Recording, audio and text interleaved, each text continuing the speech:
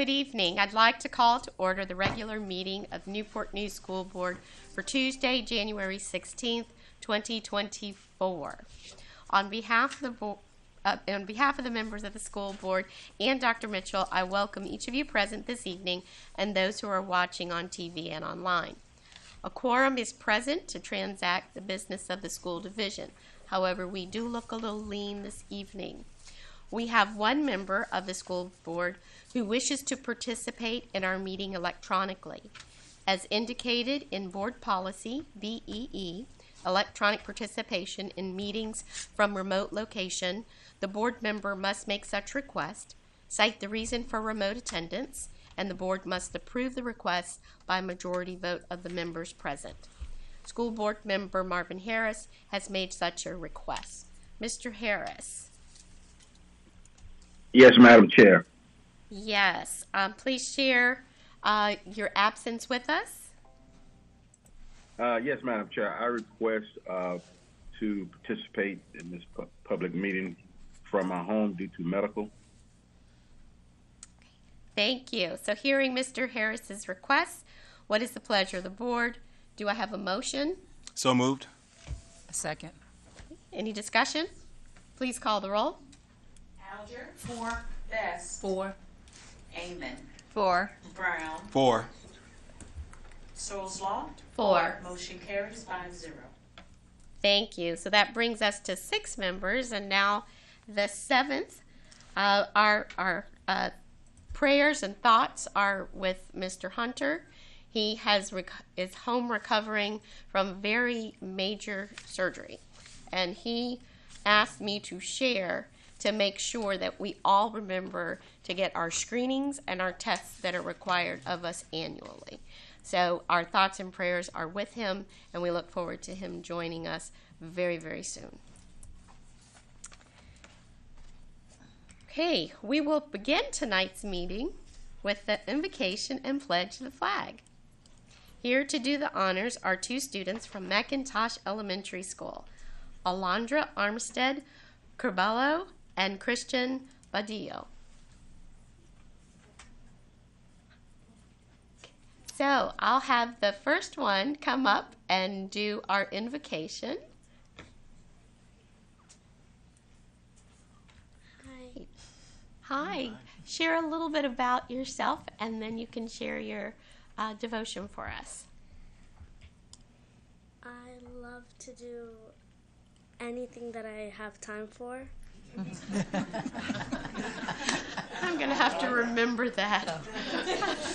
Yes. I love that. And I would do anything for my family members. Oh. I would cancel anything for them. Oh, wow. They're blessed to have you. Did you have something else you'd like to share with us today?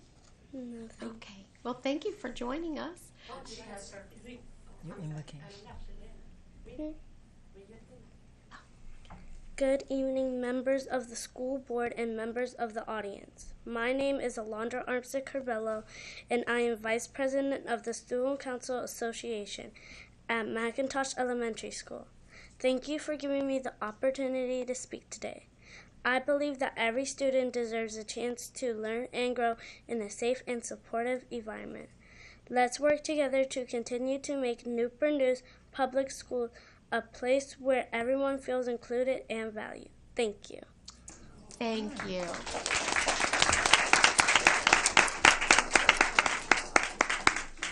And next we'll have Christian, who will come forward and lead us in the pledge.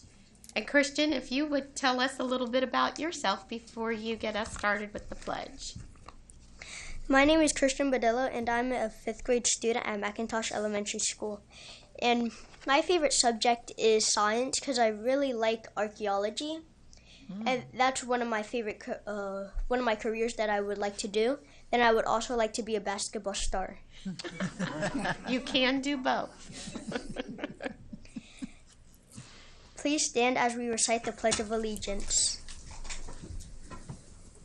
I pledge allegiance to the flag of the United States of America and to the republic for which it stands, one nation, under God, indivisible, with liberty and justice for all. Thank you so much, Christian.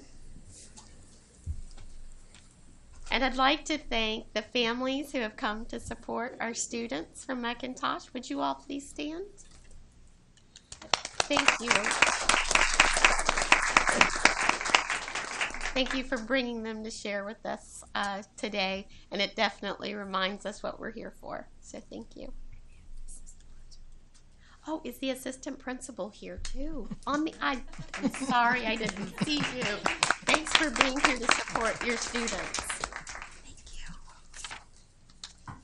So the next item on tonight's agenda is school board recognition. So Dr. Mitchell, will you please join me at the podium? We do not. Do we not We have? do. We have recognitions, but we But don't we have don't to have go to go to the podium. Okay. We can enjoy Take it from away, here. Michelle. Introducing Michelle Price, our Director of Communications.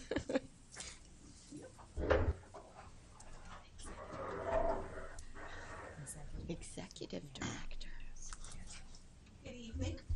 On behalf of the school board and superintendent, I have the pleasure of presenting this month's recognition.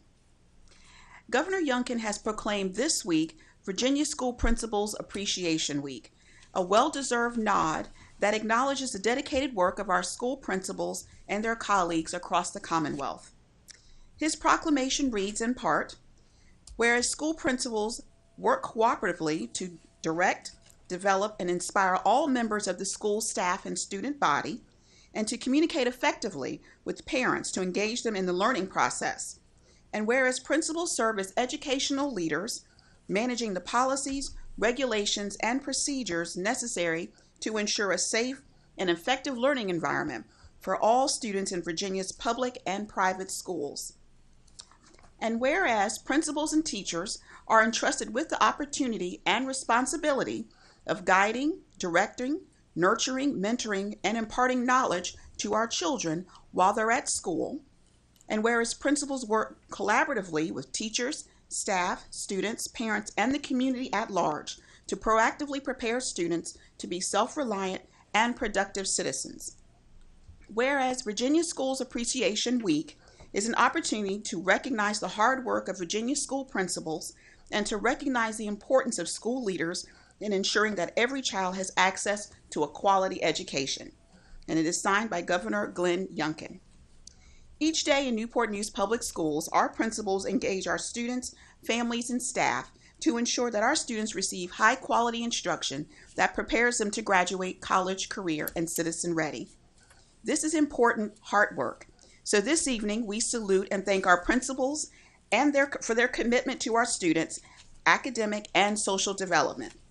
Please join me in acknowledging our early childhood principals, which you see before you, Sue Waxman from Denby Early Childhood Center, Dr. Katie Smith from Marshall Early Learning Center, and Amy Gulick from Watkins Early Childhood Center. Let's give them a round of applause. And our elementary school principals, Tara Chalmers Harris at Achievable Dream Academy, Kelly Stewart at Carver Elementary, and Oriole Robertson Taylor at Charles Elementary. And Mary Jo Anastasia at Deer Park, Travis Humble at Discovery STEM Academy, and Karen Brown at Duttrow. Jennifer Harnish at General Stanford, Ethel Francis at Greenwood, and Megan Aumann at Hydenwood Elementary. Troy Touche at Hilton, Ebony Griffin at Jenkins, Dr. Angela Montpass at Catherine G. Johnson Elementary, Paula McConnell at Kiln Creek, Dylan Fail at Knollwood Meadows, Kamisha Davis at McIntosh, Dr. Dara White at Newsom Park, Dr. Melanie Cam at Palmer, Jackie Barber at Rich Neck, Tim Edwards at Riverside, Dr. Edward Van Dyke at Sanford, Shannon Pipkin at Saunders. Continues with Elizabeth Galbraith at Sedgefield, Carnisha Ford at Stony Run, and Suzanne Ramirez at Yates. Let's give a good congratulations and thank you to our elementary school principals.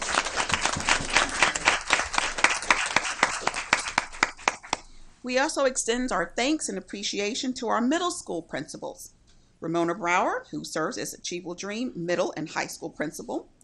Latia Smith at Crittenden Middle. Dr. Micah Smith at Ella Fitzgerald. Roland Noel at Gildersleeve. Lisa Gatz Daniel at Hines. Dr. Regina Stafford at Huntington. Jametha Ruffin at Passage, and Karen Basemore Person at Booker T. Washington Middle Schools. So thank you also to our middle school principals. And our high school principals, Dr. Adria Struthers at Denby, Dr. Erling Hunter at Heritage, Lisa Egoff at Menchville, Dr. Kelly Mason at Warwick, and Dr. Mary Hardesty at Woodside. Congratulations to them as well. Thank you. And rounding out our school leaders, all alternative and specialty program principals, William Taylor at Enterprise Academy and Chris Smith at Point Option Virtual Learning Academy. Thank you and congratulations to them as well. So we gave our principals a night off. They didn't all have to come, but we did want to acknowledge their hard work. And to our dedicated principals, thank you for your tireless efforts, for your support, guidance, and encouragement that you provide every day to our students. Please join me in giving them one more final round of applause.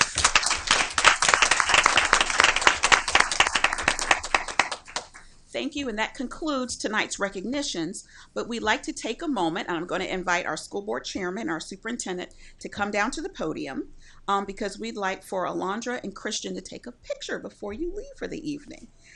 They delivered our invocation and pledge very beautifully, so would you please come forward? Absolutely. Thank you. It'll just take just a moment.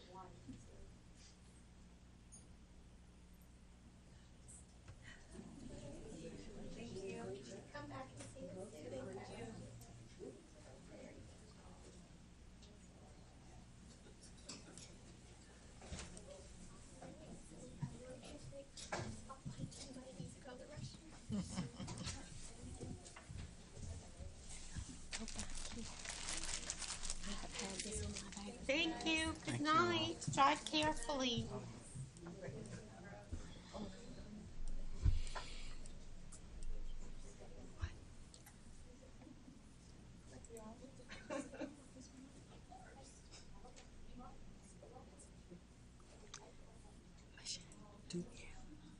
Do we have a spotlight?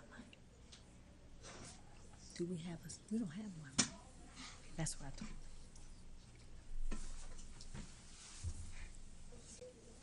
Oh, there's a 7-minute break right now while we're showing the spotlight.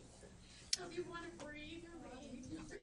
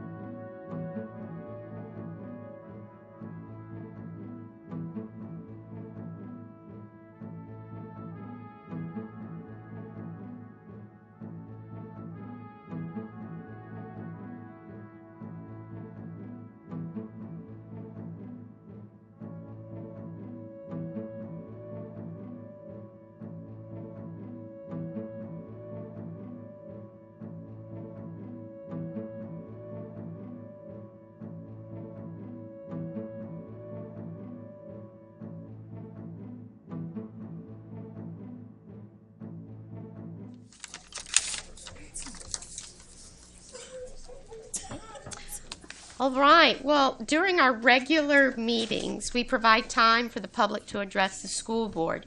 These opportunities are scheduled in the early part of our agenda and towards the end of the meeting.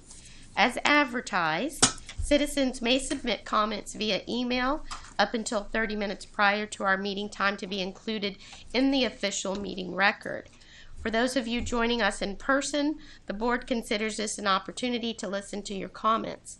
Please understand that we will consider your concerns. We ask that you comply with our 3-minute time limit. As you begin your comments, a green light will come on. A yellow light signals that you have 30 seconds remaining, and a red light and beep indicate your time is up. As your name is called, please come forward. Reverend Natalie Chamberlain.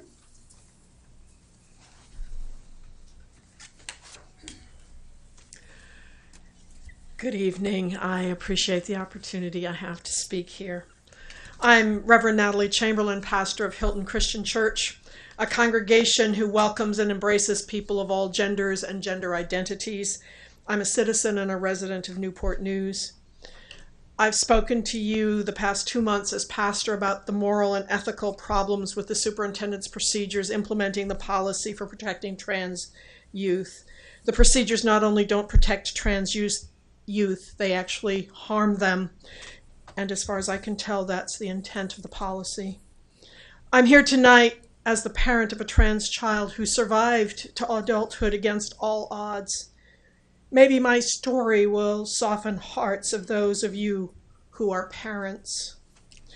My child came into my life when they were 16. They grew up in a home that was abusive in every way that abuse can be defined. The parents abused them under the guise of care and with the permission of the parents' church. The church attempted to fix my child with counseling that was in reality torture packaged as conversion therapy. It didn't work. It can't work. The church then tried exorcism. When this didn't work, they were banned from the church. They were also kicked out of their home. The details of all of this are horrific, but they are not mine to share. In the midst of all of this, the school system also failed them. Instead of showing any kind of care for what their life might be, they were placed on home study. They had too many absences to attend school any longer. When I met my child, they were teetering on the brink of destruction. I and the congregation I served at the time chose to love them unconditionally, exactly as they were. They found stable footing. That did not mean that all the issues disappeared. They remained depressed and at times suicidal, but they did now have an anchor in their storms. The suicidal ideations and attempts ended when they began their physical transition. This most certainly hasn't ended difficulties and hardships, but it has given them the necessary sense of self to live with or overcome the difficulties they face. I am so proud to call this incredible human being my child. They have not only survived, but they have found ways to make life better for others in their communities. They refuse to give up because that would mean that those who harmed them in the name of love and appropriateness would win. That is unthinkable for them and for me. Thank you.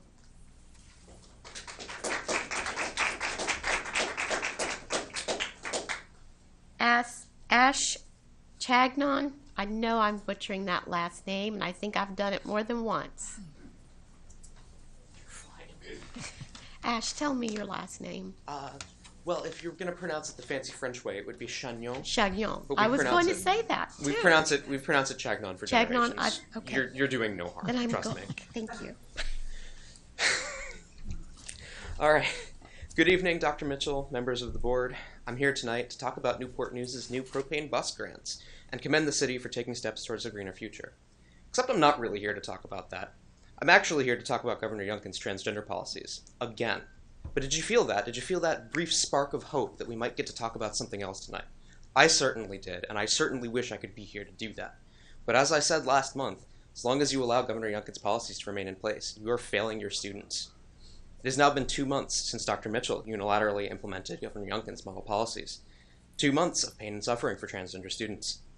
Originally, I was going to talk about the disappointment I feel in my elected officials, but the other day I had a conversation that changed my mind. I had the opportunity to talk to a supporter of Governor Youngkin's policies. During that conversation, I approached the issue with an open mind and with the willingness to be wrong. After all, if we're going to be intellectually honest, we have to be willing to admit when we're wrong. That's not how the conversation progressed, though. It rapidly deteriorated. I was told that being LGBT is a mind virus, that queer people like me are mentally ill and a blight on society, and that I was ludicrous to say that gender can change, and then I was told that biological sex is the only thing that matters. I'm not here to debate the veracity of these claims. You're all smart, well-educated people, and you don't need me to repeat ad nauseum the fact that these are not true. Instead, I want to challenge you to put yourselves in the shoes of a young transgender kid, a child now being subjected to policies backed by and supported by people who think all of the hateful things that were said to me. I'm not going to lie to you, the things that were said to me hurt. I myself am non-binary. I have struggled with my gender identity and expression for years. It took me years to finally figure out who I was. But I'm an adult, and I'm nearer to the end of my journey with gender than the beginning. But imagine a 10-year-old being told the things that I was said. Imagine how you would have felt in elementary school if you were told that you were broken or evil and destroying society by simply existing as who you are. Imagine if one of your kids was told those things. Well, here's the thing. Right now, you are the people telling the kids those things. Trans kids aren't stupid. They aren't ignorant of adult politics. They know about the rhetoric being used against them. They know about all the people who would say all of the horrible things to me to them if they got the chance. And they know that those are the people that are backing the policies that they are currently being subjected to. Every single transgender kid in Newport News is being told through your inaction that you support the hatred being displayed against them. Finally tonight, I want you to reflect on the toxic environment that these policies have created for your students. I said that last month that you, the board, have the opportunity and the power to stop this and stop telling our kids that they don't belong and that they're lesser. As Ivan the Terrible of Russia once said, silence is consent. Now, I know it doesn't feel great to be called out from beyond the grave by one of history's most infamous tyrants, but trust me when I say your trans kids are suffering much worse every day. Thank you.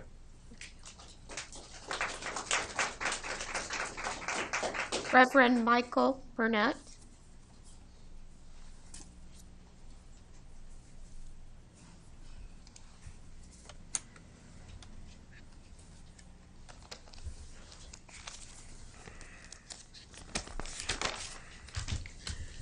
Good evening, Madam Chair, Madam Vice Chair, members of the board, Madam Superintendent.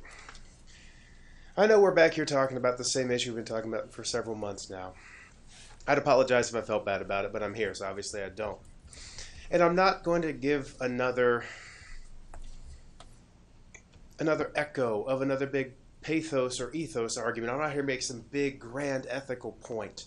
There have been plenty of those made. They've been very valid. They've been very good. We don't necessarily need another one of them in the chorus. I want to make a very pragmatic statement and an outright political one. Especially as nonpartisan elected officials, I know that y'all are very wary of being seen as catering to special interests. And when we're talking about protections for minority groups, that phrase special interest gets bandied about a lot. The irony is, in the discussions we've had in the last few months in this room since last fall, with very few exceptions, every voice that I've heard arguing in favor of adopting the policies which you have adopted has come from one special interest group. They've even identified themselves with uniform stickers. They made it very clear they're from one organization. They had a rally right here in town, attended by some of the members of our school board, about this very issue ahead of the October meeting. They are a well-organized, well-funded, and powerful special interest group, sure, but they are ultimately one special interest group, a political activist group, whose political action parent group has, as part of their stated priorities, a mission of installing members of one particular religious persuasion in all levels of government. These meetings don't fly under the radar. I've seen the YouTube statistics. They get seen hundreds of times, which inevitably spawn thousands of water cooler conversations over the course of a month. Folks know what's going on in this room. The voters are paying attention, and they're going to notice if a plethora of voices representing an entire cross-section of this community, including the voices of your own employees, parents of children in your schools, folks from diverse socio-political orientations and religious or non-religious persuasions, not to mention the voices of your own educators union and the ACLU, are being drowned out by one activist group representing one socio-political orientation and one religious persuasion, and seemingly even one particular congregation. As nonpartisan elected officials, I understand the hesitance to be seen as catering to special interest groups, but the truth is, if you're really worried about cozying up to special interests, you need to be worried about where you stand right now. It's not too late. Repeal the procedural changes made back in November and at least put this issue to the vote it deserves so the voters can see who stands where. Thank you.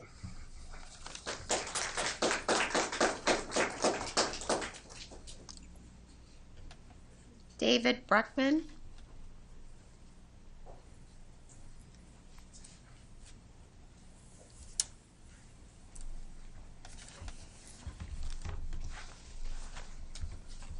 I'm here to implore the board to reverse the 2023 changes to the JBP policy regarding transgender students. It turns out that trans students hate this. It is harmful to them.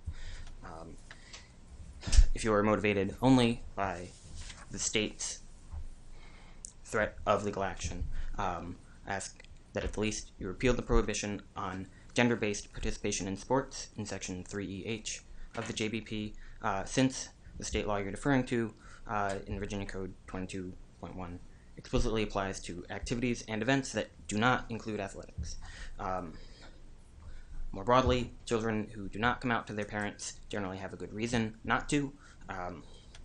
Rejection by the family has a causal link with homelessness, abuse, and suicide, and a student's right to safety is a higher priority than a parent's right to information.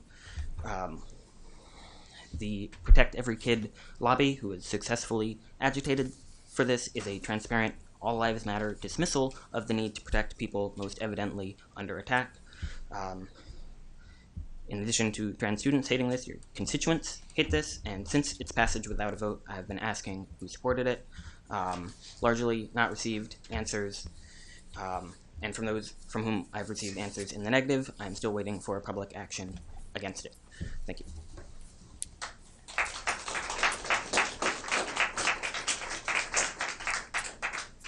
Caitlin O'Brien.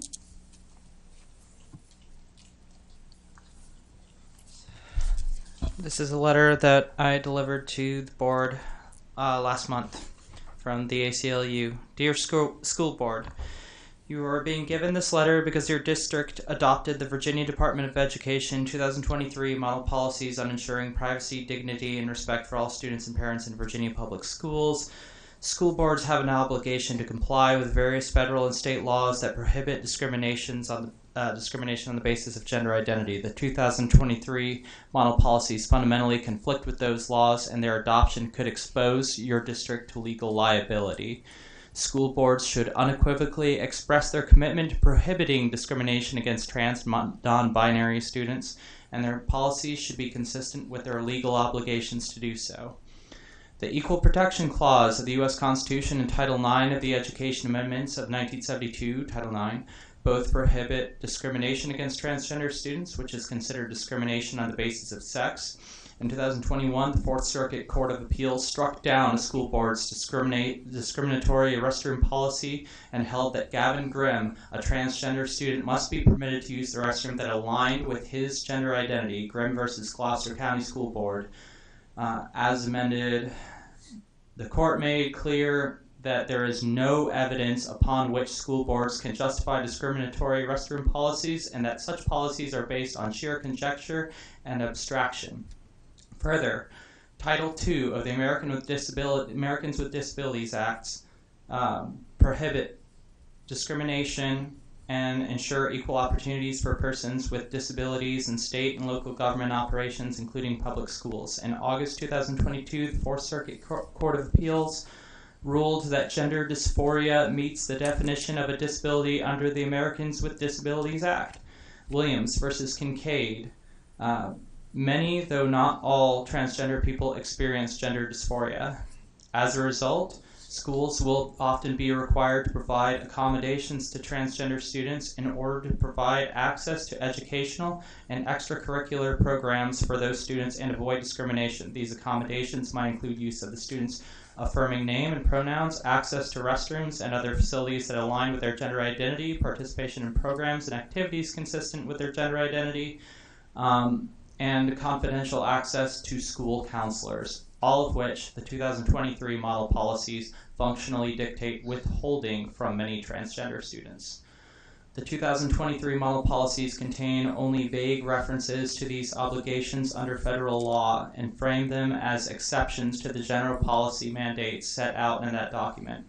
As a result, school districts are left to determine the reach of both the model policies and federal law for themselves, especially where the model policies appear to mandate outcomes that conflict with federal law. I have somebody coming up to complete the letter. Gotcha.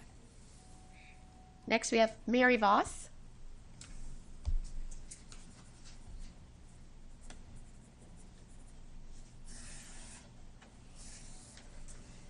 Hello, Mary Voss, teacher, parent, and graduate in NNPS from the Newport News Education Association. And I'm speaking on behalf of our NNEA president, Dr. James Graves, tonight. I am reading the rest of the ACLU of Virginia letter to school boards that Ms. O'Brien began reading before me. All right. For example, the 2023 model policies require schools to have policies that would delineate restroom and locker room usage based on sex, which is defined as simply as biological sex. However, in most cases involving transgender students, this default rule will conflict with the Fourth Circuit's holding in Grimm, and therefore will conflict with the school district's obligation not to discriminate on the basis of gender identity. Another section of the model policies similarly provides that when a school program, event, or activity, including extracurricular activities, is separated by sex, students must participate according to their sex rather than gender identity. The establishment of this default rule will necessitate a case-by-case analysis to determine the applicability of federal law to each scenario, making unlawful discrimination and litigation more likely than if the default rule were simply to allow students to participate in activities and use facilities in accordance with their gender identity. The next section is titled Virginia Law Prohibits Discrimination Against Transgender Students. This previous section was about how federal law prohibits it. So moving on to state law, the Virginia Human Rights Act, VHRA, prohibits discrimination on the basis of gender identity in public accommodations, which are defined as all places offering or holding out to the general public goods, services, privileges, facilities, advantages, or accommodations. The purpose of the Virginia Human Rights Act is to safeguard all individuals within the Commonwealth from unlawful discrimination in places of public accommodation, including educational institutions. The 2023 model policies directly conflict with the Virginia Human Rights Act by requiring districts to disregard students' gender identity and force participation in activities and facilities access based on biological sex only. Because biological sex is not defined in the 2023 model policies and is not always determinable by clear and objective criteria, the application of this policy will inevitably be inconsistent, resulting in discrimination. Finally, the 2023 model policies, if adopted by your school district, will cause transgender students real harm. Schools that do not protect transgender and non-binary students from discrimination see lower school attendance, lower self-esteem, higher rates of depression, and higher rates of physical and sexual assault than schools that affirm and include those students. Please rescind this cruel policy. Thank you for your time.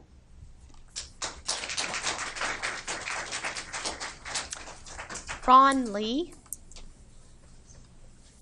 Hi. Hi. Good Good evening to you guys. I gave a little handout to you guys, and I sent an email with a bunch of resources earlier today. This is a portion of the Virginia policies which were compared to each other. I just want to go over a couple of statistics and a couple of statements. 275 state bills have been pushed this year already in 2024 targeting trans individuals. Over 500 in 2023. SCOTUS has rejected today to listen to a bathroom bill from a school. This one was in Ohio. They keep rejecting these transgender school bills. And federal courts have overwhelmingly supported transgender rights for students and upheld that transgender rights. Gender identity is a Title IX protection. So I just wanted to say that since that was kind of relevant today. Children are coming out sooner than in the past as being transgender. That's caused a weird thing to happen. Historically, lesbian, gay, and bisexual individuals have had higher levels of education. We're seeing that opposite effect for transgender kids. And the reason for that, they think, is probably because of bullying and a lack of inclusivity, representation in schools and curricula. A transgender youth is 3.7 times more likely than a cisgender youth to experience bullying, and 3.3 times more likely to miss school due to safety concerns. We have built a systemic problem which hold back stigmatized youth. I think everybody should have an equal shot at the basket, but we need to stop making some kids jump hurdles before they get to the free throw line. So here's some statistics about transgender students in Virginia. The Washington Post estimates that there are 4,000 transgender students in Virginia. NNPS is 2% of Virginia Department of Education, roughly. So if we peanut butter spread that number, there should be 81.6 transgender students in Newport News public schools. So how does that number relate? You have 91 Native American students. You have 96 Pacific Islander and Hawaiian students, 81.6 trans. Mencheville High School has 81 mixed race students. NNPS residential programs have 91 students. In 2022, 30 NNPS graduates received a GED and 15 dropped out, which is a crazy low number. Congratulations on that. But that means that we have twice the amount of trans kids than dropouts and students who earn GEDs. NNPS has 41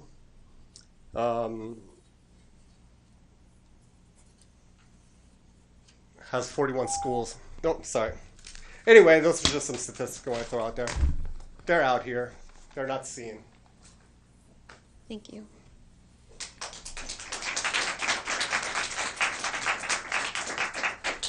I have an incomplete card, but I'm going to call the name or what I have.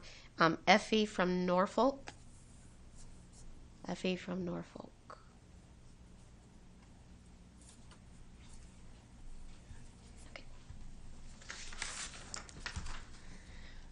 Good evening. My name is Effie, and I'm here again, like many of you have already spoken tonight, to speak out against Youngkin's transphobic guidelines and their implementation here.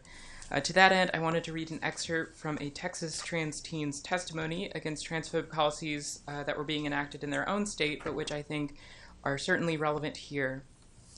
Quote, "My name is Caden Asher, and I am a transgender foster student alumni. I came out for the first time at 13.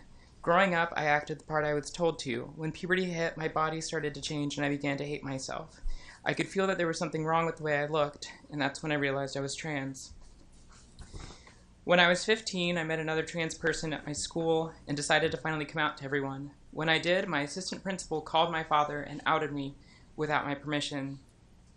That day, when I got home, we got in a huge fight that led to me being held down on my own bed so I wouldn't move while my father yelled at me. It got to a point where I couldn't breathe because my dad's girlfriend was sitting on my chest and I screamed. My dad slapped me and told me to stop exaggerating." End quote. The story only gets worse from there, as you can imagine, to the point that this teenager had to be placed in foster care for their own safety. and only after years of being in foster care did Caden seek out the medical transition that seems to be the fixation of those who wish to strip trans students of their rights to privacy. For those who may not be aware, being trans is not just about hormones and surgeries, and especially for children and teenagers, the most important thing is to be socially accepted as the person they are, and I see no reason their privacy should be breached during an incredibly vulnerable time in their lives, especially when scenarios like Caden's are an all too common reality. Student safety and privacy should be safeguarded and upheld, and Youngkin's policies adopted here do the opposite of that, so I ask that you repeal them immediately. Thank you. Thank you.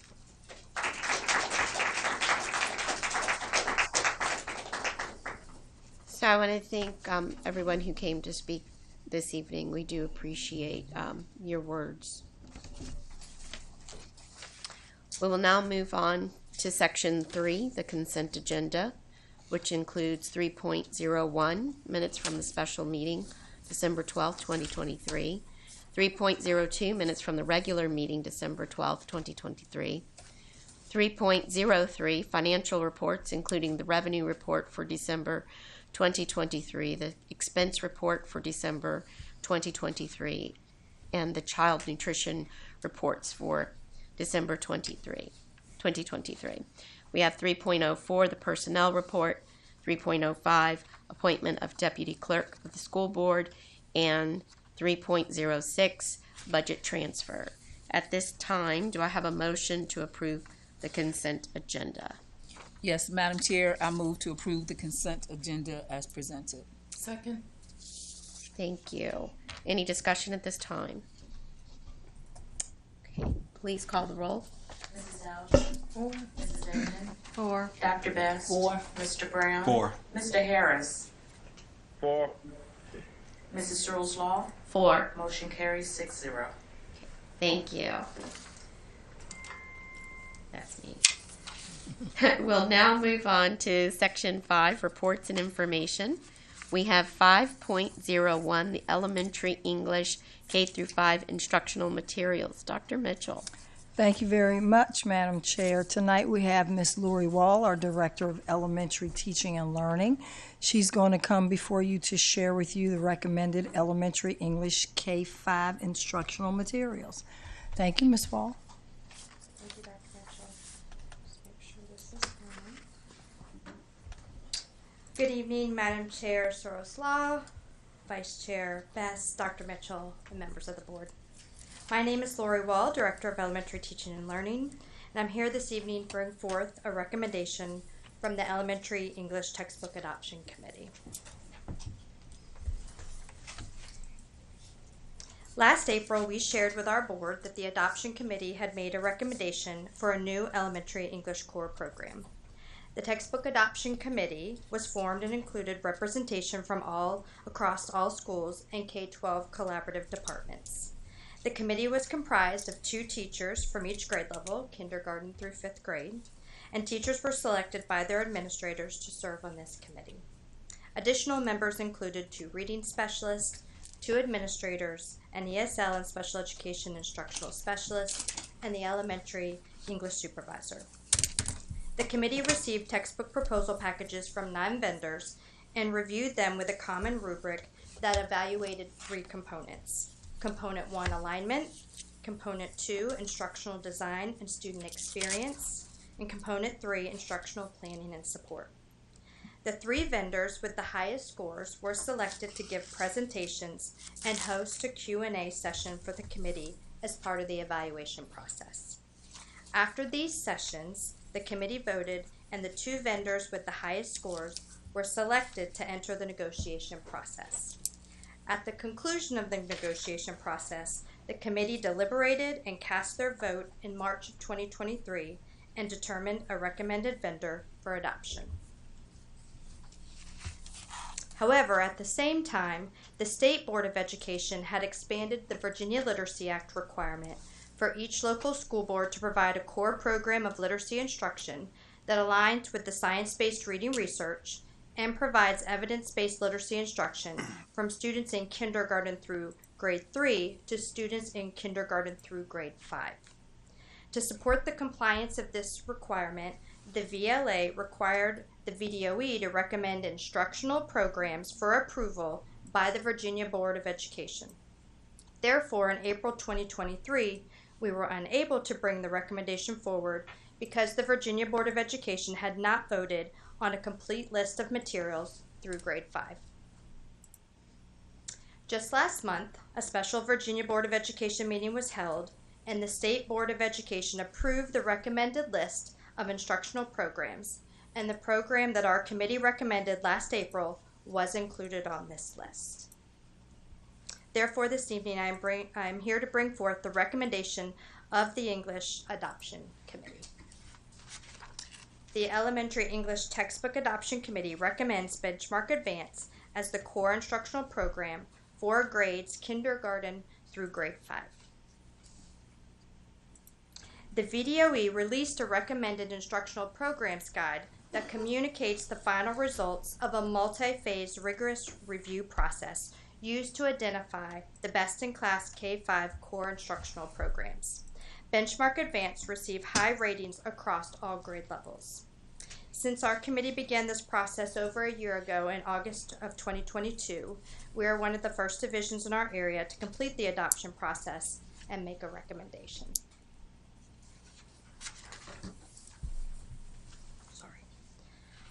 On this slide are a few of the strengths of the program that were also highlighted in the VDOE Instructional Program Guide. I'll just let you take a minute to review. As you can see, the program offers teacher direction, particularly for novice teachers, to include clear guidance and support on the connection between instruction and assessment.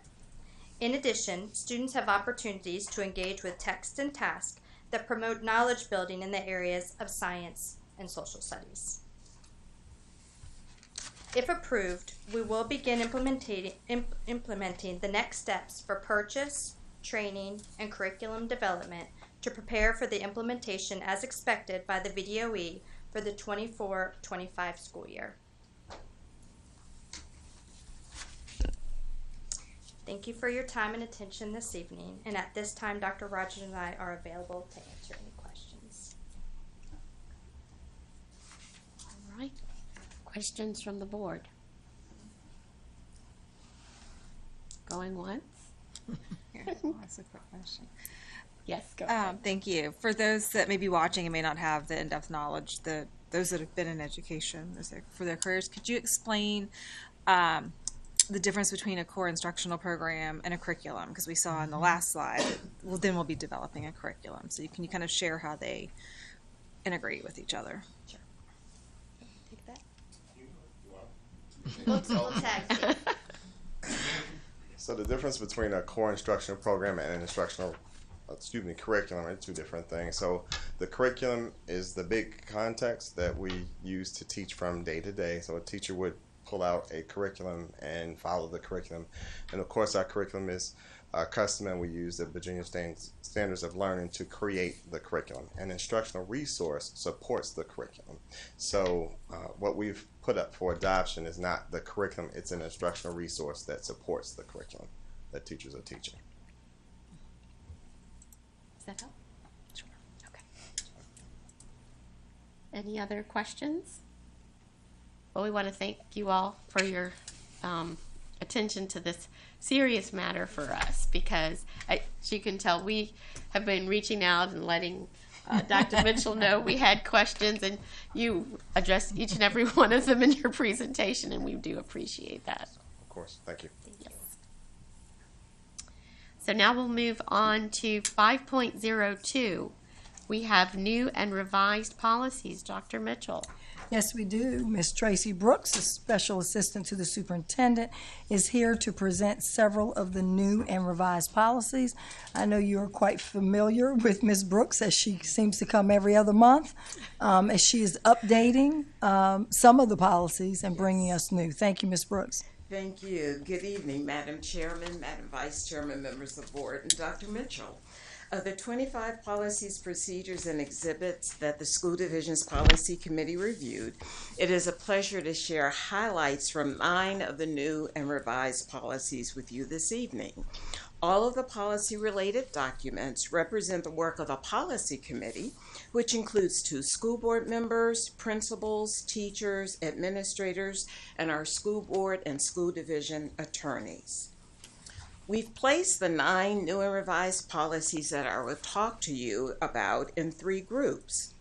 First are those that are required by new state and federal legislation. Second are the policies that we either develop or revise to support best practices in the school division. And third are the policies in the 6th policy chapter of our 5-year timeline, which is on general school administration. Now, there are 3 policies resulting from recent legislation that I will share this evening, and they address the school division's annual operating budget process, our technology acceptable use policy, or AUP, and high school graduation requirements.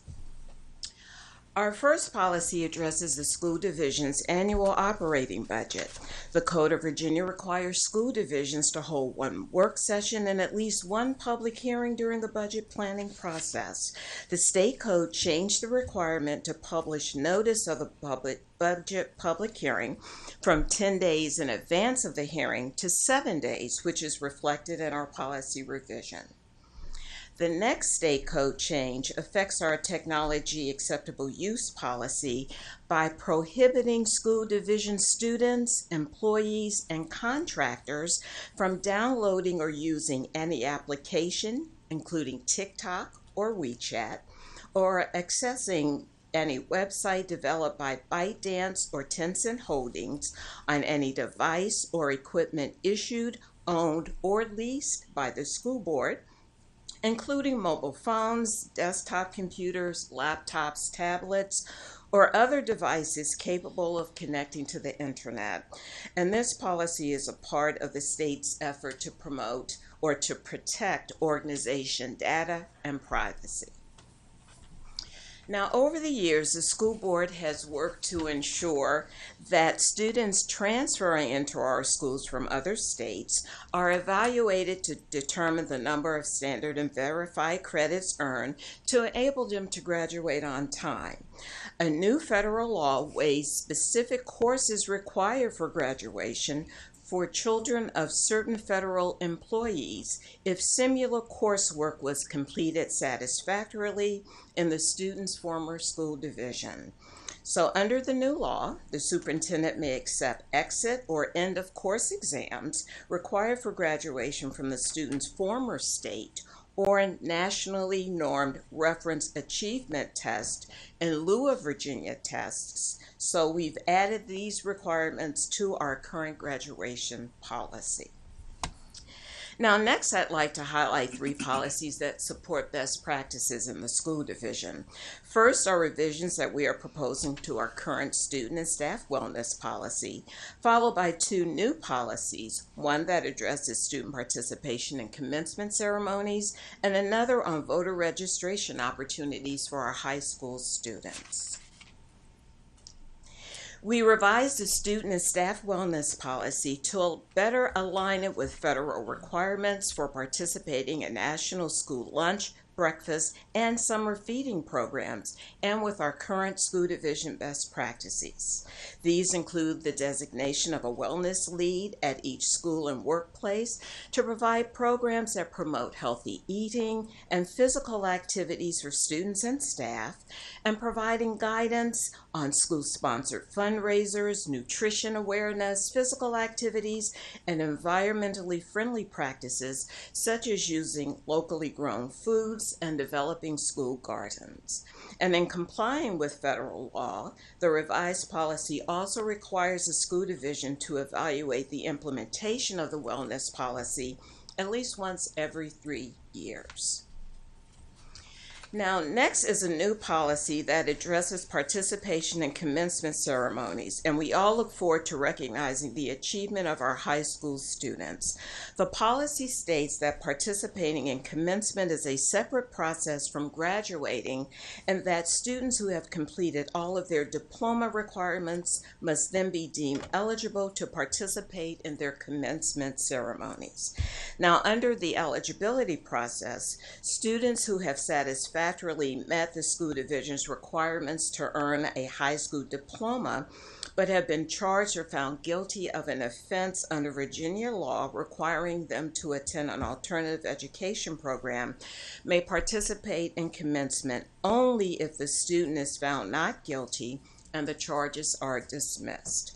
The student must also provide documentation of the dismissed charges to the school division at least 2 weeks prior to the date of the scheduled commencement exercise in order for the student to participate in the ceremony. Our next new policy addresses voting and the school board's support of education programs that teach students the right of citizens to vote and the role and importance of voting and civic engagement. The policy allows for nonpartisan voter registration programs for our high school and adult education students and encourages the Newport News voter registrar's office to hold voter registration opportunities in our high schools on a regular basis. The last 3 policies that I will review with you this evening are part of our 5-year review of our 11 policy chapters. And we're excited to be in the 4th year of our review, which will begin with our chapter on general school administration. Now, many of the policies in this chapter were reviewed in 2020, so most of our revisions were to update and streamline the policy language for greater clarity and to reflect current school division best practices in the procedures. The 3 policies taken from the General School Administration Policy chapter address the superintendent's evaluation and 2 annual reports. The School Division State Report, which is a new policy that reflects a current practice, and the School Division's report to the community. Now, the Code of Virginia requires school boards to evaluate their division superintendent annually using the state's uniform performance standards and evaluation criteria. So in keeping with this requirement, we revised the school division's 7 performance standards in the superintendent's evaluation to reflect the 8 performance objectives adopted by the state. And you may recall that we updated the teacher and administrator performance standards during our review of the Human Resources Policy chapter last year. Now, our next policy regarding the school division annual state report is new, but it reflects a current requirement that the school division has complied with over the past several years. The report covers the work of the division for the preceding year, particularly in complying with the Virginia Standards of Quality, and is submitted to the State Superintendent of Public Instruction in the Department of Education. This last policy was renamed from the annual report to the School Division Community Report. This report covers the activities and accomplishments of the school division students, staff, and community partners over the year, and is submitted to the school board and disseminated to the public annually. So in terms of our next steps, the new and revised policies will come before the school board at your February 20th meeting. And once approved, the new and revised policies and procedures will be posted on our school division websites and disseminated to schools and public libraries. So this concludes my report this evening. I will be happy to answer your questions or to note your suggestions. So thank you for the opportunity. Thank you. Comments or questions? Yes. Just to make a comment, I'm very thankful to the policy committee for taking on the student voter registration. I think in terms of, we've talked about this for a number of years, and this supports students being citizen ready. Mm-hmm. So very excited that I know we've informally had a voter registration, but now it's good that we'll actually have a formal policy on encouraging students for voter registration and becoming citizen ready. Great. Thank you. Thank you for your suggestion. Yeah, and can I add, it's aligned with state codes based on what I could see. Also, the state code allows for the opportunity to complete an application form during the course of the day. So perhaps we can even deepen the policy some more. Yeah, thank you. Any further questions or comments? Thank you for keeping us aware. Great, thank you very much.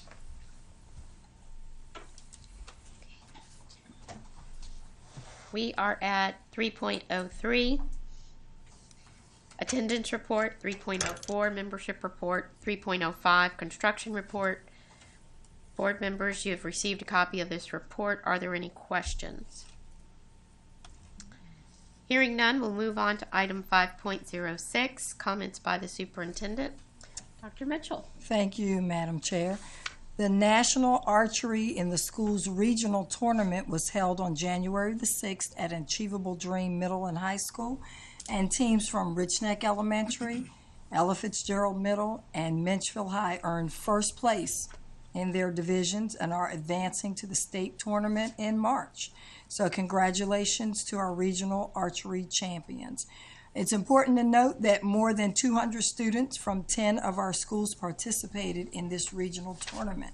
So a really good showing of our students.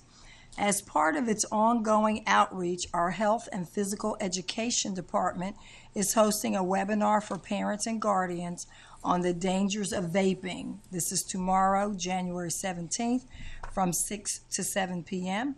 It is co-presented by the American Heart Association, and the webinar will address the dangers of vaping, looks for, and resources. So please visit our website in order to register. And then last week, the EPA announced the Newport News Public Schools was awarded a Clean School Bus Grant in the amount of $525,000 to purchase 15 more propane school buses.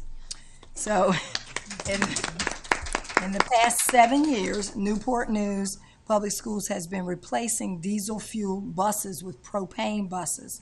So propane not only reduces emissions, which of course is better for our environment, but it also saves our district thousands of dollars in fuels and maintenance costs each year. Newport News Public Schools currently has 153 propane buses, and the additional 15 will then bring our total to 168, which is more than half of our total fleet of 318 buses.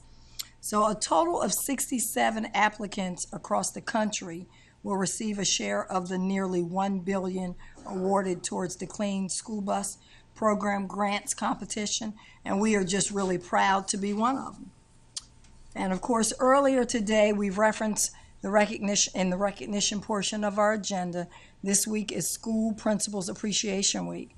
So I certainly want to take a moment to thank our school principals for their commitment to our students' academic, social development, and overall success. I've been a former principal. I recognize how difficult that role is. Greatly appreciate the work that you are leading in your schools. So thank you for your dedication. And for families, I'd like to remind you that on Thursday, January the 25th, it is a staff work day. Friday, January 26th is the professional development day, so students do not report to school. Students will return on Monday, January the 29th for the first day of our second semester. So that concludes my comments this evening. Thank you. Thank you, Dr. Mitchell. We'll move on to item 6, another opportunity to hear from the public. Are there any additional cards? No, ma'am. Okay. We are headed towards getting us out of here so we can get on our way safely home with the weather that we have outside. I am going to begin, let's see, with Aaron Lynn this evening. Thank you. Our next Superintendent Student Advisory meeting will be held tomorrow, and the major topic will be school safety. Mr. Mark Stewart, the Executive Director of Crisis Planning, Prevention, and Environmental Risk Management, will be attending to lead discussions. I also want to wish my fellow students good luck on the semester exams. Thank you. Thank you, Aaron. Mr. Brown. All right. Well, yes, good luck on the exams as well. I'll echo that. We went over in our work session tonight our budget, so I'll say the same thing I say every January for the last 10 years. Every year that I've been on this board, we have voted for a budget increase, and this year will be no different on my part. And so excited about the budget. I know that we have some significant headwinds that we face in terms of pulling our budget together, but I know we'll do it. We always do. We always do pull that together. Excited about the Capital Conference, the VSBA Capital Conference next week. I'll be going up to Richmond to talk to the General Assembly, and hopefully we will get some more support on school construction in terms of that 1% sales tax and the retention of cash capital at the end of the year. So hoping to lobby well on some of those efforts, and looking forward to that. And as well, look forward to, before we see you next time, the science fair. All the scientists that's want to get into some of the funnest parts of the year. So looking forward to the science fair, and very much appreciate the opportunity to shake your hands, young scientists, as you come across in that All City Science Fair. So looking forward to that, and we'll see you again in February. Great, thank you. Mr. Harris, do you have voice? Thank you, Madam. Thank you, Madam Chair. I don't have any comments at this time. Thank you. Thank you. Thank you so much for joining us. Ms. Amon? Sure. I think some of my thunder has been stolen. I was going to likewise remind everyone finals are next week, and for the parents that are listening, finals are next week. So make sure you get some sleep. Take care of yourself. I know there are a lot of bugs going around, so stay healthy, get through finals. Welcome back from break. Ms. Alger? Just want to reiterate and say thank you to all the school principals. We've been out in buildings and seeing the hard work that's happening out there, especially during this time where there are assessments happening and a lot of intervention. So thank you all for your hard work. Great. Dr. Best? Pretty much, Ms. Alger stole my thunder. We have been out visiting schools again, and again, happy Principals Appreciation Week. We've had an opportunity to talk to some absolutely fantastic administrators who are very passionate about what they're doing, very knowledgeable. They've shared some things with us that we had not thought about, or that they thought, were more important maybe than we gave value to. And I just want them to know we really, really appreciate what they're doing and what they have to say. Great. I'm going to, since Mr. Hunter's not here, I'm going to say great things are happening here in Newport News Public Schools. Wishing him a speedy recovery. The last part is I'm just going to kind of lift up our fearless leader here. She is doing a great job. Internally and externally, recently invited by the governors to hear his address. Only 3 schools in the state of Virginia. Superintendents were invited, and Newport News was represented at that table. And just the work that she is helping us undertake, her and her very capable leadership team. We really appreciate you guys focusing on, I'm looking at Mr. Right back there in the back, just really appreciating all that you all are doing. It means the world to us to stay focused on the thing that is a thing, and that's our students. So with that, I adjourn this meeting. 7:53. Not bad.